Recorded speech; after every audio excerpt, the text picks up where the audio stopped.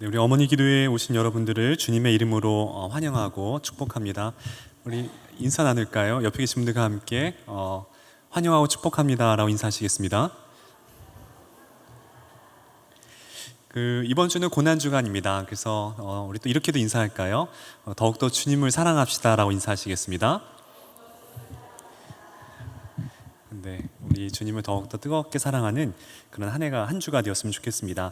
오늘 본문 말씀을 봉독해 올리겠습니다. 창세기 29장 31절에서 35절까지의 말씀입니다. 제가 봉독해 올리겠습니다. 여호와께서 레아에게 총이 없음을 보시고 그의 태를 여섰으나 라헬은 무자하였더라. 레아가 잉태하여 아들을 낳고 그 이름을 르우벤이라 하여 가로되 여호와께서 나의 괴로움을 권고하셨으니 이제는 내 남편이 나를 사랑하리로다 하였더라. 그가 다시 잉태하여 아들을 낳고 가로되 여호와께서 나의 총이 없음을 들으셨으므로 내게 이도 주셨다 하고 그 이름을 시므온이라 하였으며 그가 또 잉태하여 아들을 낳고 가로되 내가 그에게 새 아들을 낳았으니 내 남편이 지금부터 나와 연합하리로다 하고 그 이름을 레이라 하였으며 그가 또 잉태하여 아들을 낳고 가로되 내가 이제는 여호와를 찬송하리로다 하고 이로 인하여 그가 그 이름을 유다라 하였고 그의 생산이 멈추었더라. 아멘. 오늘 우리에게 귀한 말씀을 전해주실 우리 강사 목사님은요, 우리 한신교회 주일학교를 또 섬기시는 또 올해 우리 교회에 또 새로 부임하신 윤규택 목사님께서 귀한 말씀을 전해주십니다. 제가 우리 목사님을 이렇게 곰곰이 이렇게 옆에서 보니까는 마치 쪽집게 과외 선생님 같다는 느낌을 받았어요. 왜냐면은 이분의 말씀을 들어오면은 이렇게 엑기스 되게 중요한 부분들을 참 이렇게 잘 요리하셔가지고 저희에게 주시는 것을 제가 이렇게 저 개인적으로 많이 느낍니다. 또 얼굴도 또 이렇게 훈훈하시고 또 이렇게 풍채도 또 훈훈하시고 해서 참 되게 덕스러워 보이시고, 그리고 우리 선생님들과 아이들이 참 많이 좋아해요. 그래서 교회에 귀한 목사님 오셔서 이 보내주신 하나님께 너무나 감사를 드립니다. 우리 목사님 나오셔서 내 이름을 불러주었을 때 라는 제목으로 말씀 전하실 때에 많은 은혜 받으시기 바랍니다. 우리 큰 박수로 모시겠습니다. 할렐루야.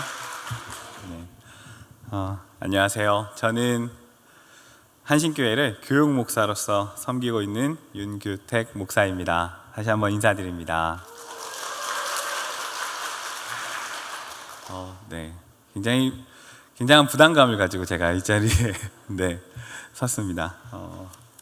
이렇게 자녀들을 어머니라는 이름을 가지고 이 자리에 나오셔서 기도하시려고 나오신 우리 어머니들에게 하나님 은혜와 축복이 가득하시기를 축원합니다. 제가 이 시간에 기다리면서 기다렸어요. 제가 하게 되었다라는 말씀을 듣고 기다리면서 기대도 하면서 굉장히 부담감과 떨리는 마음을 가지고 있었습니다. 그래서 이 시간에 제가 어떤 말씀을 전할 수 있을까 하는 고민을 많이 했습니다. 그 고민의 결과 이 시간에 설교의 시간도 아니고 그러하니 저와 저희 어머니에 관한 이야기를 좀 들려드리자 하는 생각이 들었습니다. 그래서 덕분에 저의 삶을 좀 돌아보게 되었고요. 그래서 그렇게 돌아볼 수 있는 또 귀한 시간을 제가 가질 수가 있었습니다. 그래서 어머니 기도에 먼저 감사를 드립니다. 저는 위로 형만 한 명 있는 그런 아들만 둘인 집이죠. 그런 집의 둘째이자 막내입니다. 저는 둘째라고 늘 말을 합니다.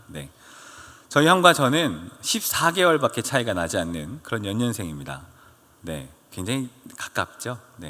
그런데 저희 어머니께서 저를 임신하셨을 당시 임신할 리가 이게 왜 자꾸 배가 나오지? 하고 줄넘기를 하셨답니다. 그래서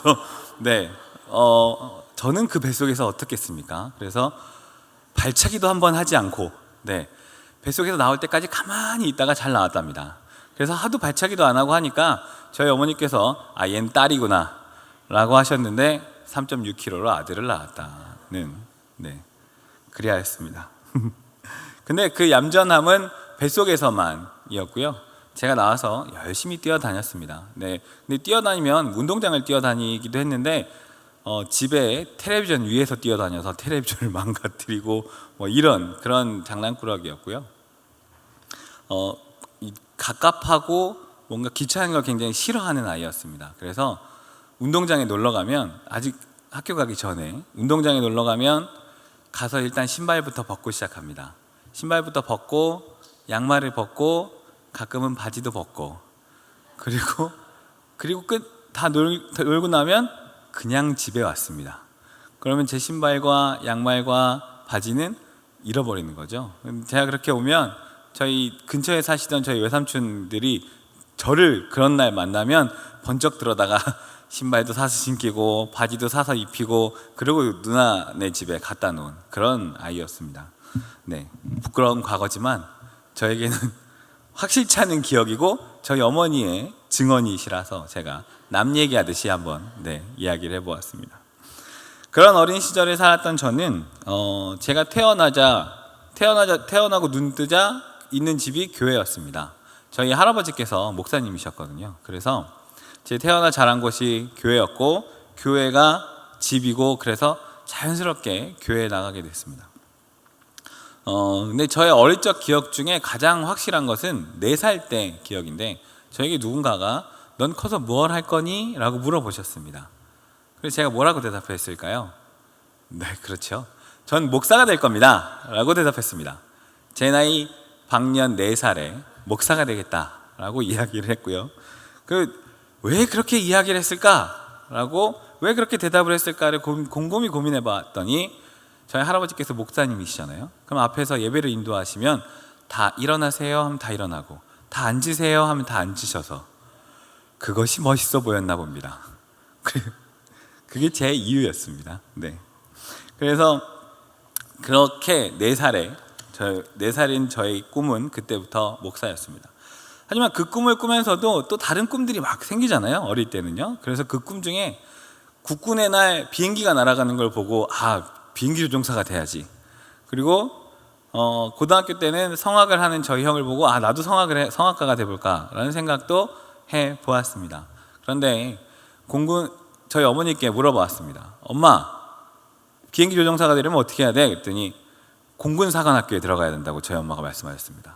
공군사관학교에 들어가면 어떻게 해야 되냐 물어봤더니 공부를 잘해야 된답니다. 그래서 이게 어떻게 하지? 하다가 어중간한 성적을 가지고 있던 저는 그냥 포기했습니다. 그리고 성악을 하고 싶은 마음이 생겨서 엄마에게 가서, 저 엄마라고, 아직도 엄마라고 부릅니다. 좀 이따가는 어머니라고 하겠죠. 근데 엄마에게 가서 이렇게 말했습니다. 엄마, 나도 성악할래.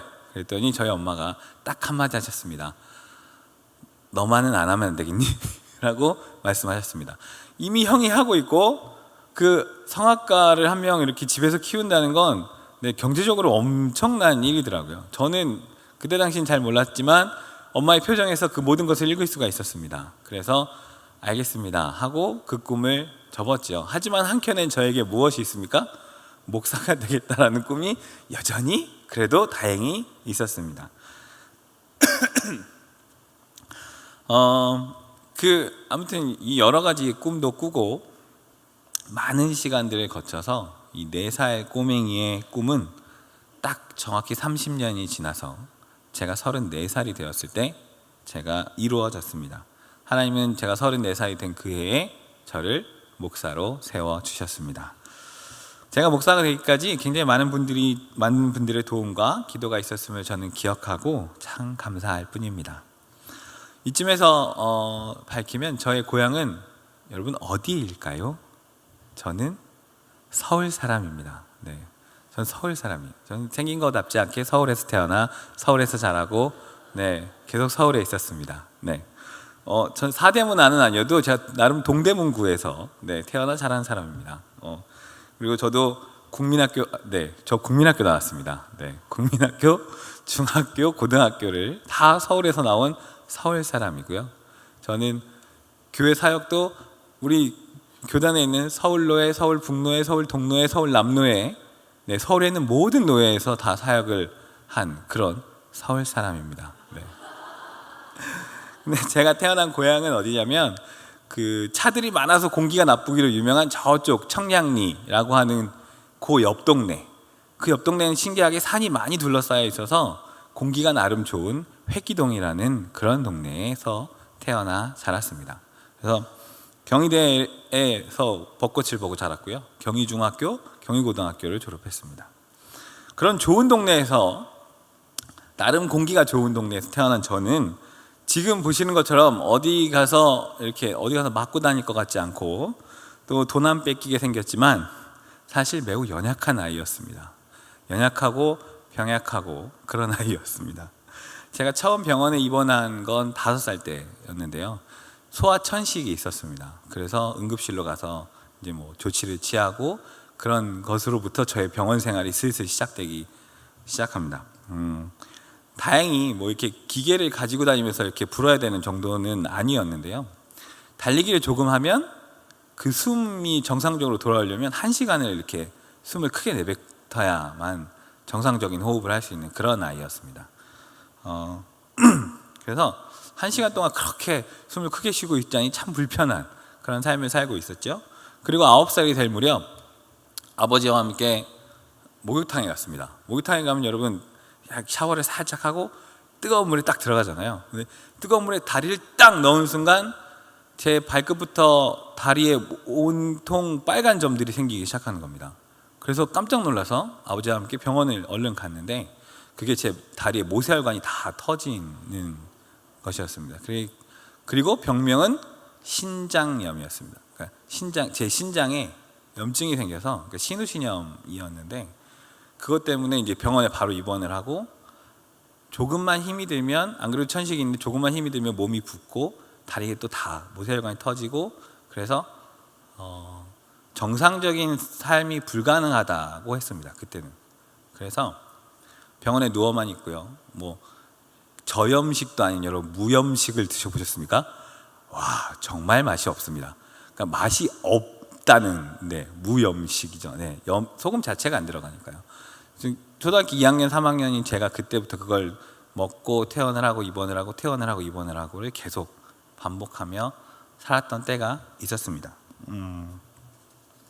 근데요, 그때 당시에 그 선생님께서 뭐라고 하셨냐면 이 병의 사망률에 대해서 저한테 꼭 굳이 말씀하지 않으셔도 되는데 이 병의 사망률에 대해서 말씀해 주셨습니다.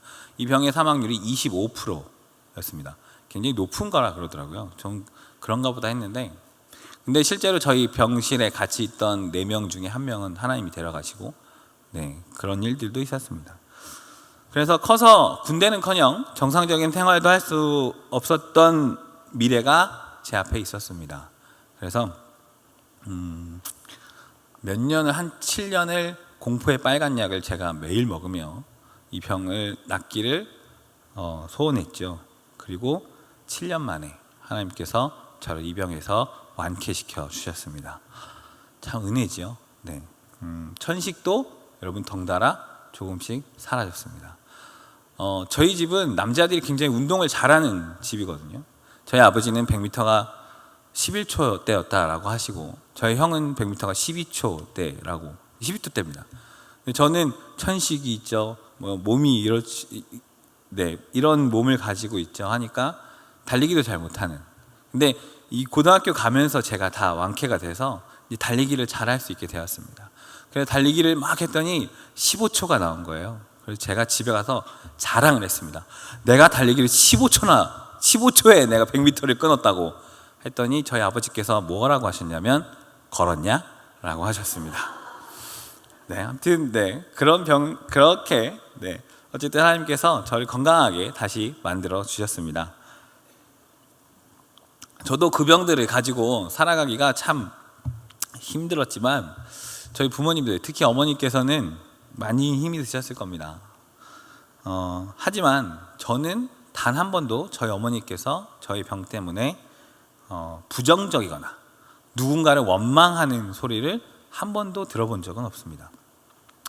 다만 제 다리가 부러졌을 때 저를 업고 학교에 며칠 가시다가 도저히 못 가겠다 하는 말씀은 한번 제가 들어봤습니다. 그래서 학교 안 갔습니다. 그때는. 저희 어머니는 늘 지금도 그러하시지만 늘 기도하시는 분이십니다. 목사가 된 아들을 위해서 지금도 기도해 주시고 하시는 어머니신데, 그런 어머니 아들로 태어난 저는 참 하나님께 감사합니다. 저희 어머니에 대해서 잠깐 말씀드리면, 저희 어머니 시집을 본인 말로는 속아서 왔다, 뭐 이렇게, 네, 그 교회 잘 다니고 있었는데 어느 날 목사님이 부르시더랍니다. 교회 담임 목사님 부르셔서 남자친구가 있냐라고 물어보시더래요. 그래서 남자친구가 요즘 말로 썸을 타는 사람은 있었는데 남자친구가 당신이 없는 건 없는 거니까요. 없습니다. 그랬더니 그러면 결혼해라 그러시더래요. 그래서 누구하고요? 우리 집 아들이랑. 그래서 네, 그 얘기를 들고 저희 외할아버지께 가서 목사님 아들이랑 결혼하래요. 그랬더니 저희 외할아버지께서 그럼 그렇게 해야지, 네, 그러셨답니다. 그래서 본인의 초등학교 1년 후배이자 교회 동생인 저희 아버지하고, 네, 동갑이신데 저희 어머니는 빠른 생이시거든요. 그래서 두 분이 결혼을 하셨습니다. 네, 늘 무서웠던 누나한테 걸린 거죠. 저희 아버지는, 네, 교회에서. 그렇게 해서 시집을, 네, 오게 되신 저희 어머니는 오시자마자 저희 할아버지가 무릎 수술을 하시고 저희 할머니가 무릎 수술을 하시고 막 그래서 병간호를 엄청 하셨다고 하더라고요.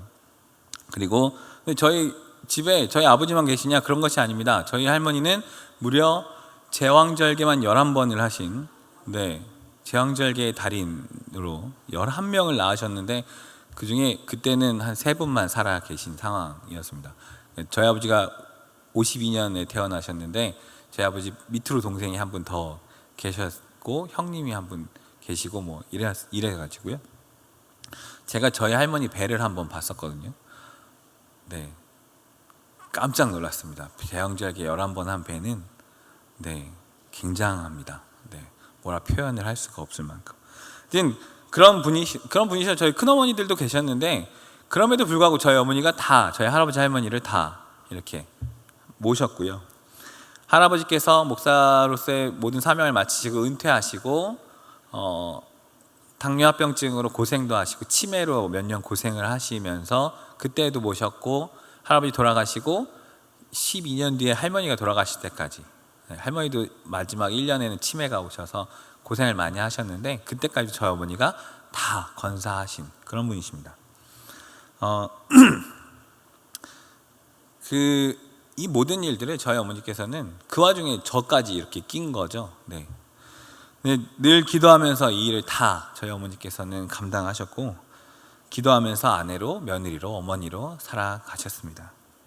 이렇게만 말씀드리면 저희 어머니가 굉장히 천사표에 순하고 선하시게만 느껴지시죠. 네. 그런데 여러분, 아들만 둘인 집의 엄마들은, 네, 저희 집 말로는 깡패 엄마일 수밖에 없습니다. 네. 저희 어머니의 주무기는 빗자루와 야구방망이입니다. 네, 그런 어머니이시죠. 네, 그런 어머니. 다른 잘못들은 말로 해결하시지만 예의가 없다거나 거짓을 고했다가 걸리면, 네, 무시무시한 분으로 이렇게 야구방망이로 이렇게 들으시고 이제 저희에게 찾아오시는 그런 분으로 변신하는 그런 분이기도 합니다. 처녀 시절 굉장히 불같은 성격, 칼 같은 성격을 가지고 계셨다는 저희 어머니는 물론 순한 부분이 있으시죠. 저희 순한 부분은 제왕절개 11남매를 제왕절개 하신 저희 할머니께 배웠다라고 본인이 고백하시는 분입니다. 저희 할머니께서는 며느리를 포함한 모든 사람들에게 잘했다, 고맙다, 수고했다, 이 3마디 외에는 하시지 않는 분이라고 하십니다. 저도 저희 할머니가, 제가 이제 20대 초반에 돌아가셨는데요, 그때까지 평생 저희 할머니가 화를 내신 걸 한 번도 본 적이 없습니다. 그런 할머니, 그런 시어머니를 보고 배운 저희 어머니가 다행히 저희 아내에게도 그런 시어머니가 되고자 굉장히 노력을 하고, 네, 계시는 중입니다. 네. 네, 계시는 중이에요. 네, 그럼요. 똑같은 사람은 아니니까요. 네. 여러분, 자녀들은 부모님의 굉장한 절대적인 영향을 받고 자랍니다. 저희 할머니와 할아버지가 아버지와 어머니에게 하셨던 것을 부모님께서도 저희에게 베풀어 주셨습니다. 하고자 하는 일에 대해서 조언해 주시고 도와주시는 것이 바로 그것인데요. 누구나 어느 부모나 그렇게 한다라고 생각하실지 모르겠지만 사실 자식들이 하고자 하는 일을 그냥 두는 일은 참 쉬운 일은 아닙니다. 저희 형은 아까 잠깐 말씀드린 것처럼 성악을 하는 사람입니다. 물론 지금은 다른 일도 하고 있고요. 근데 성악 가수로는 활동을 하지는 않습니다. 네.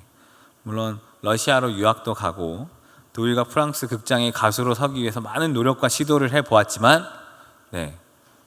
소위 말하는 성악가로서는 실패한 그런 삶을 살고 다른 일도 같이 하는 그런 사람입니다. 그런데 사실 저희 형의 꿈은 성악가가 아니라 화가였습니다. 네. 뭐 그림도 그리는 사람이 노래도 불러? 이렇게 생각하시겠지만 네, 그런 사기 캐릭터가 저희 형이었습니다. 네. 운동도 잘하고 그림도 잘 그리고 노래도 잘하는, 제가 우리 어머니 기도회 첫날 감히 솔로를 했지만 저희 집에서는 제가 노래를 제일 못하는 사람입니다. 네. 그런데 죄송합니다. 네, 저희 형의 꿈이 화가였는데 왜 못했냐 하면 저희 어머니의 외삼촌께서 유명한 서양 화가셨대요, 우리나라에. 근데 그 옛날에 화가분들은 너무 힘이 드시잖아요, 경제적인 부분들이. 그러니까 그걸 보신 저희 어머니께서 화가만 빼고 다른 거 해라. 전 사실 화가를 시켰어야 한다고 생각을 합니다. 화가 안 하고 무슨 디자인을 했겠죠, 요즘에. 네. 아무튼 그렇습니다만, 그래서 화가를 하지 않고 저희 형은 그럼 난 성악할랍니다 라고 한 겁니다. 그래서 그때부터 저희 형은 고등학교 1학년 때부터 성악을 하기 시작했고요. 저희 부모님께서는 그런 형에게 이런 약속을, 그런 형과 옆에 곁다리로 있는 저에게 이런 약속을 하셨습니다. 하고 싶은 거 해라. 어떻게 대학을 졸업하고 대학원까지는 아버지가 도와주겠다 라고 하셨습니다. 그때가 IMF 직전 이었습니다. 근데 형은 국내에서 대학을 다니다가 이제 러시아로 유학을 갔고, 부모님은 좋지 않은 형편이지만 계속해서 도와주셨습니다. 사실 저희 집도 IMF에 이제 엄청나게 흔들린 집입니다. 연대보증 때문에 집이 날아가고, 그리고 아버지 직장이 없어지신 그런 집이거든요. 그래서 그 빚을 아직도 갚고 있는, 20년이 지났지만 아직도 갚고 있는 그런 집입니다. 한때는 어머니께서는 지방으로 일을 하러 가시고요, 아버지께서도 지방으로 일을 하러 가시고요, 저와 형은 장안동 저 어디인가에 있는 빌라의 지하 창고에서 살았던 적이 있습니다.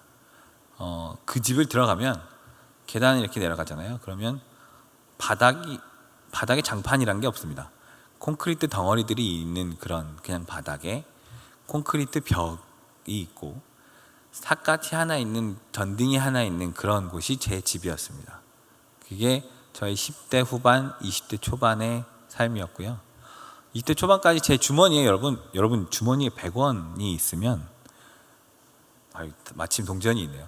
100원이 있으면 얼마나 든든한지 아십니까? 그런 느낌으로 혹시 아십니까? 저는 그런 삶을 20대 초반까지 살았었습니다. 그래서 그런 삶을 저는 살아왔고, 하지만 그런 가운데서도 부모님께서는 형과 저에게 하셨던 그 약속을 계속해서 지켜주셨습니다. 집이 없을 망정 공부는 계속 시켜주셨던 것이죠. 부모라면 당연히 라고 생각하게 될지도 모르지만 형과 저에게는 부모님이 약속을 지켜주신 것이었습니다.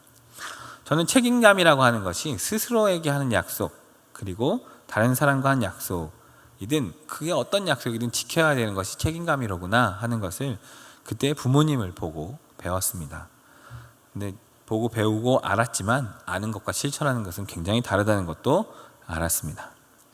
또 제가 어머니께 배운 또 다른 것은 스스로를 중요하게 여겨야 된다라는 것이었습니다. 매일 외할머니에게 전화하시고 늘 시부모님을 챙기신 저희 어머니는 두 아들에게 늘 이런 말씀을 하셨습니다. 내가 나이 들어서 너희 집에 얹혀 사는 일은 없을 거다.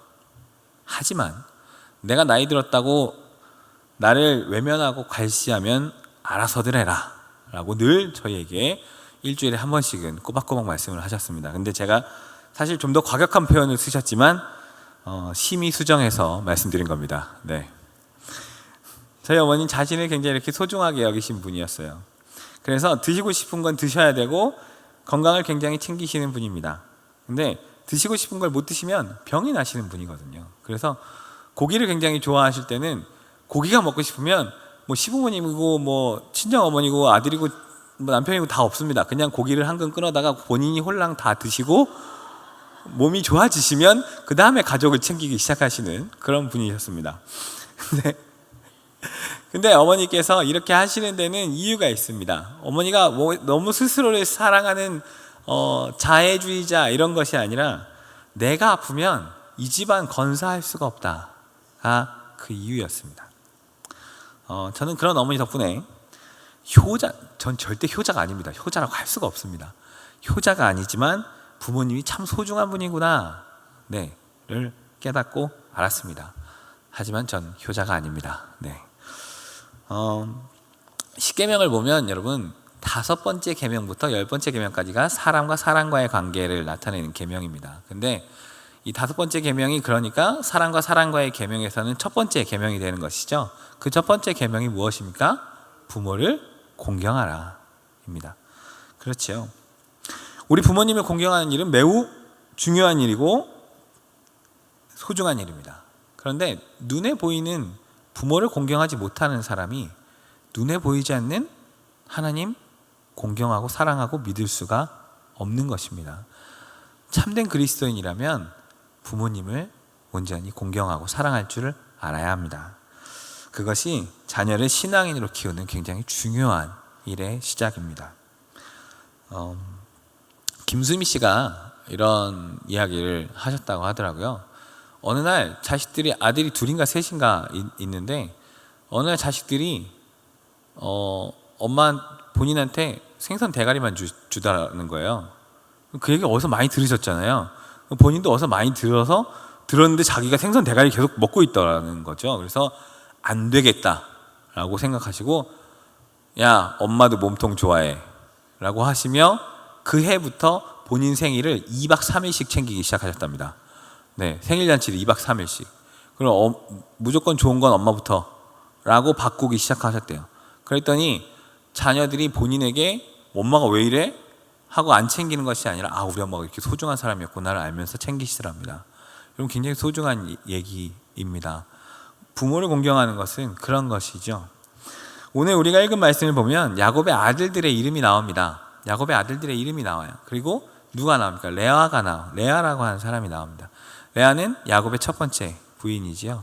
그리고 또 누가 있습니까? 야곱에게 부인이 둘이 있는데 레아와 라헬이 있습니다.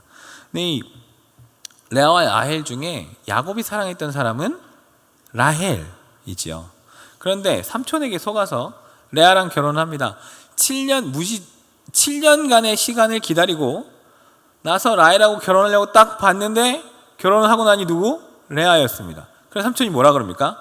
일주일 뒤에 결혼해라. 근데 몇 년을 더 일해라? 7년을 또 일해라. 그럼 라헬을 위해서 몇 년을 일합니까? 14년을 일하게 됩니다. 이렇게까지 열심히 일하면서 사랑한 라헬을 향한 사랑이 더 클 수밖에 없지요. 그런데 하나님께서는 오늘 뭐라고 말씀하십니까? 레아가 사랑받지 못하더라. 그래서 하나님께서 그의 태의 문을 여셨다. 그리고 누구를 낳습니까? 르우벤을 낳게 하시죠. 르우벤을 낳고 시므온을 낳고 레위를 낳고 유다를 낳았다는 얘기가 오늘 본문의 말씀입니다. 근데 이 레아가 르우벤을 낳고 시므온을 낳고 레위를 낳고 유다를 낳았고 또 후에 이사갈과 스불론을 낳고 여종 실바를 통해서 갓과 아셀도 낳았습니다. 그리고 이를 본 라헬은 어떻게 해요? 질투하고 시기합니다. 그래서 남편에게 나 빨리 애 낳게 해줘라 하고 남편에게 따지죠. 그랬더니 남편이 화를 내죠. 내가 하나님이냐? 라고 화를 냅니다. 그런데 나중에 하나님께서 라헬에게도 자녀를 주셨지요. 그래서 라헬은 먼저 빌하라고 하는 여종을 통해서 단과 납달리 그리고 본인은 요셉과 베냐민을 낳았습니다. 근데 여러분 제가 오늘 이 말씀을 들고 온 이유는 무엇인가 하면 이 아들들의 이름의 뜻을 좀 함께 보자는 겁니다. 이 아들들의 이름의 뜻은 무엇입니까? 르우벤은 뜻이 뭡니까? 보라 아들이다. 아들이다라는 뜻입니다. 하나님, 누가 주신 아들이에요? 하나님이 나에게 주신 아들이다. 굉장히 긍정적인 말이죠. 하나님 나에게 아들을 주셨습니다. 그래요. 시므온은 무엇입니까? 하나님이 나에게 총기가 없고 내가 사랑받지 못하는 걸 들으셨다. 하나님이 들으셨다라는 이름이 시므온입니다. 그것도 레위는 무엇입니까? 이제 내가 하나님이 나에게 아들을 셋을 주셨으니 남편과 연합할 수가 있다. 긍정적이죠. 그리고 마지막 그리고 넷째 아들은 무엇입니까? 유다는 뭐예요? 하나님을 찬양하라라는 이름을 갖고 있습니다. 이 이름을 보았을 때, 이 이름을 지을 때 레아는 어떤 마음과 어떤 신앙을 갖고 있었겠습니까? 하나님께 감사하는 마음, 하나님을 향한 뜨거운 그런 마음들이 그 안에 믿음으로 있었을 것입니다. 그런데 여러분, 라헬의 아들들은 보면 첫 번째가 비라를 통해서 얻은 첫 번째가 단입니다. 단은 이름이 뭐예요? 억울함을 푸셨다. 억울하다는 그런 부정적인 단어가 들어가 있죠. 납달리는 무엇입니까? 내가 언니와 경쟁해서 이겼다. 그리고 자기가 낳은 요셉은 이때는 좀 괜찮습니다. 하나님이 나에게 아들을 더하여 주셨다. 근데 베냐민을 낳고 라헬이 죽게 되거든요. 근데 베냐민은 이름이 처음에 베노미였습니다. 베냐민이 아니죠. 베냐민이라고 고친 건 야곱이 고친 것이고요. 베노미라고 했습니다. 베노미는 눈물의 아들입니다. 그것을 야곱이 오른손의 아들로 이름을 고쳐 주었습니다. 여러분, 이름들을 보면 레아와 라헬의 신앙의 상태를 우리가 볼 수가 있습니다. 레아는 아들들 이름을 부를 때마다 기분이 어땠을까요? 좋았겠죠. 즐거웠겠죠. 감사했겠죠. 그런 이름의 아들들이니까요. 그런 때 하나님 주셨으니까요. 그런데 라헬은 그러면 아들들의 이름을 부를 때 어땠을까요? 물론 즐겁기도 했겠죠. 하지만 그 마음에 시기와 질투가 있었던 때의 그런 아들들, 그때를 되돌아보게 되었던 것입니다. 여러분, 부모가 행복해야 자녀도 행복할 수가 있습니다. 내가 행복하지 않으면 자녀가 행복할 수가 없어요. 우리 자녀들의 이름을 그저 이름 말고 여러분 어떻게 부르고 계십니까? 저희 어머니는 저에게 우리 귀한 아들이라고 맨날 불러는 주셨습니다. 네, 불러는 주셨습니다. 그러나 제가 전화를 자주 안 드리면 뭐라고 하시냐면 나는 아들이 한 개냐 두 개냐 이렇게 물어보십니다. 아들들이 물건으로 순식간에 변하는 그런 순간이죠. 요즘 세상에 결혼을 좀 늦게 하시는 분들도 많고 가끔 권사님들께서 젊은 사람 다 비슷하지라고 생각하셔서 저에게 물어보시는 질문이 있으십니다. 굉장히 감사한 질문이죠. 목사님 결혼은 했어요? 라고 물어보시는, 네, 저 실제 받은 질문입니다, 여러분. 네, 죄송합니다만, 네, 제가 받았어요, 그런 질문을. 네, 그래서 말씀드리면 저는 결혼한 지 꼴랑 10년 됐습니다. 네, 10년 되었고요. 저에게는 9살이 된 딸과 7살이 된 아들이 있습니다. 근데 그들 앞에는 수식어가 붙습니다. 아빠한테 이제는 뽀뽀 안 해주는 9살과 네, 뽀뽀는 해주지만 미운 7살 이런 수식어가 붙는 딸과 아들이 있습니다. 제가 어머니 기도회 준비하면서 저는 이 두 아이와 저와의 관계, 그리고 제가 아이들을 대하는 모습을 좀 객관적으로 바라보려고 했습니다. 왜냐하면 요즘 제가 참 나쁜 아빠이거든요. 나쁜 아빠인 것도 아니고 나쁜 아빠입니다. 네. 제가 직전에는 강서구에 있는 바름교회에 있었습니다. 3년간 강서구에 있는 바름교회에서 교구 목사로 섬겼었는데요. 그때도 저희 아내는 수서로 직장을 다니던 때였습니다. 수서가 가는 데만 편도로 35km가 걸리더라고요. 근데 그 3년 동안 저희 아내가 70km를 매일 왔다 갔다 이렇게 출퇴근을 했는데 아이들도 그럴 수는 없잖아요. 그래서 아이들이 어린이집을 다니는 동안은 수서에 저희 처갓집이 다행히 있어서 처갓집에 아이들이 있었습니다. 그럼 저는 아이들을 주말에만 만나는 그런 주말 아빠였어요. 그때도 나쁜 아빠였죠. 근데 작년에 저희 큰아이가 학교를 가게 되면서 얘라도 데리고 와서 내가 이렇게 함께 있어야겠다는 생각이 들었습니다. 그래서 작년 1년 온전히 제가 그 아이를 위해서 시간을 내고 아침 저녁으로 시간을 내고 함께하는 시간이 굉장히 많아졌습니다.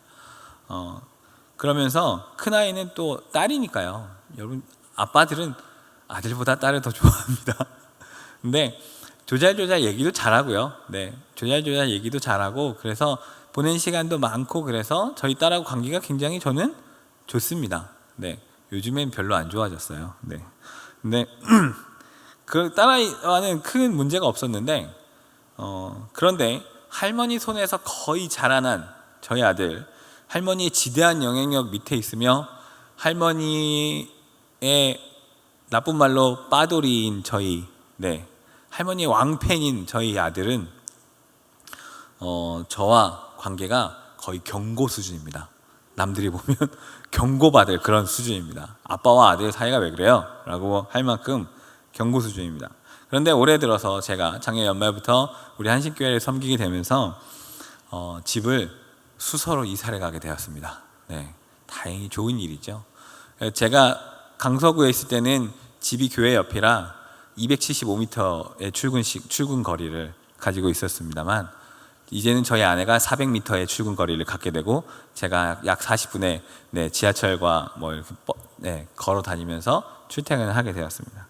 그러자 보니 아이들과 함께할 시간이 더 없어지더라고요.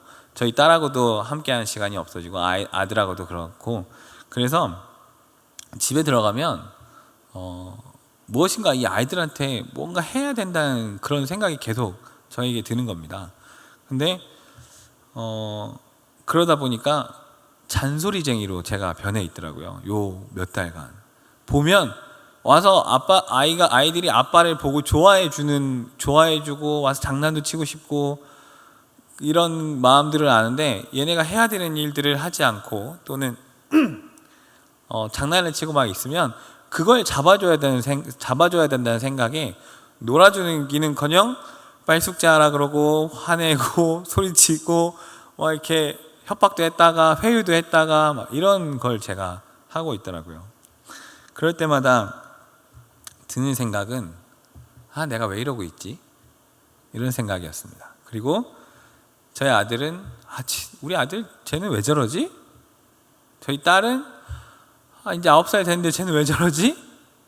가 저한테 드는 생각이었습니다. 그래서 저는 사실 비교하는 거 굉장히 싫어하거든요.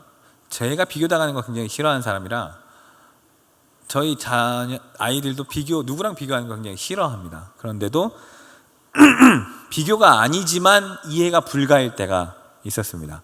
여러분 자녀들이 다 이해가 되세요? 저는 안 되더라고요. 그래서